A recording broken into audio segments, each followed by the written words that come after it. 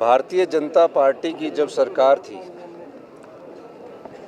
पता नहीं उन्हें क्या लगा था कि फटाफट बस स्टैंड बनाने चाहिए, कोई भी काम पूरा करके नहीं गई।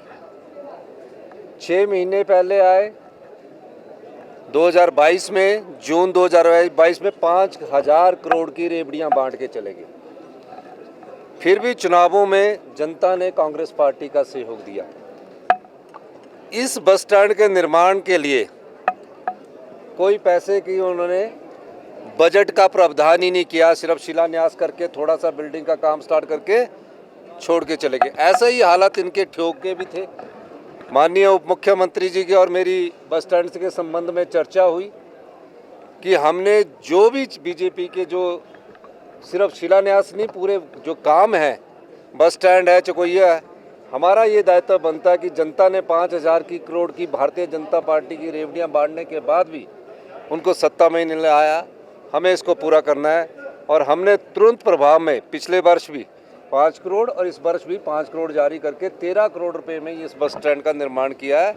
और 24 करोड़ रुपए की एक आधुनिक वर्कशॉप जो है वो इसके ऊपरले स्थान पर बनाई जा रही है।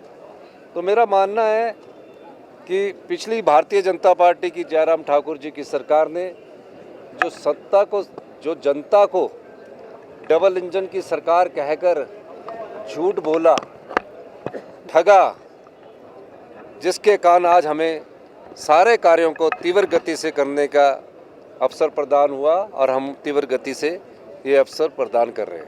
सर, सब्जी मंडी का जो फाउंडेशन में तीसरी बार कराया जा रहा है, क्या कारण? बजट ही नहीं होता था इनका। जब बजट ही नहीं होगा तो कैसे करेंगे? हमने कहा कि हम जो भी बिल्डिंग का काम करेंगे उसमें हम 40% या 50% बजट रखेंगे। भारतीय जनता पार्टी ने तो बगैर बजट के रखे, फिर भी हमने उन कामों को बंद नहीं किया और उसमें पैसा उपलब्ध करवाया। भारतीय जनता पार्टी की जब सरकार थी, पता नहीं उन्हें क्या लगा था कि फटाफट बस स्टैंड बनाने चाहिए, कोई भी काम पूरा करके नहीं गई। 6 महीने पहले आए 2022 में, जून 2022 में 5,000 करोड़ की रेवड़ियां बांट के चले गए। फिर भी चुनावों में जनता ने कांग्रेस पार्टी का सहयोग दिया।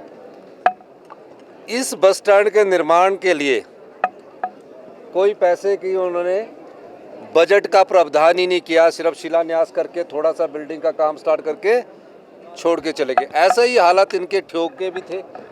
माननीय उप मुख्यमंत्री जी की और मेरी बस स्टैंड के संबंध में चर्चा हुई कि हमने जो भी बीजेपी के जो सिर्फ शिलान्यास नहीं, पूरे जो काम है, बस स्टैंड है, चकोइया है, हमारा ये दायित्व बनता है कि जनता ने 5,000 करोड़ की भारतीय जनता पार्टी की रेवड़ियां बांटने के बाद भी उनको सत्ता में नहीं आया, हमें इसको पूरा करना है। और हमने तुरंत प्रभाव में पिछले वर्ष भी 5 करोड़ और इस वर्ष भी 5 करोड़ जारी करके 13 करोड़ रुपए में इस बस स्टैंड का निर्माण किया है। और 24 करोड़ रुपए की एक आधुनिक वर्कशॉप जो है वो इसके ऊपरले स्थान पर बनाई जा रही है। तो मेरा मानना है कि पिछली भारतीय जनता पार्टी की जयराम ठाकुर जी की सरकार ने जो सत्ता को, जो जनता को डबल इंजन की सरकार कहकर झूठ बोला, ठगा, जिसके कारण आज हमें सारे कार्यों को तीव्र गति से करने का अवसर प्रदान हुआ और हम तीव्र गति से ये अवसर प्रदान कर रहे हैं।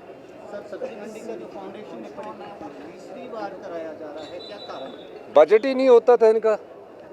जब बजट ही नहीं होगा तो कैसे करेंगे? हमने कहा कि हम जो भी बिल्डिंग का काम करेंगे उसमें हम 40% या 50% बजट रखेंगे।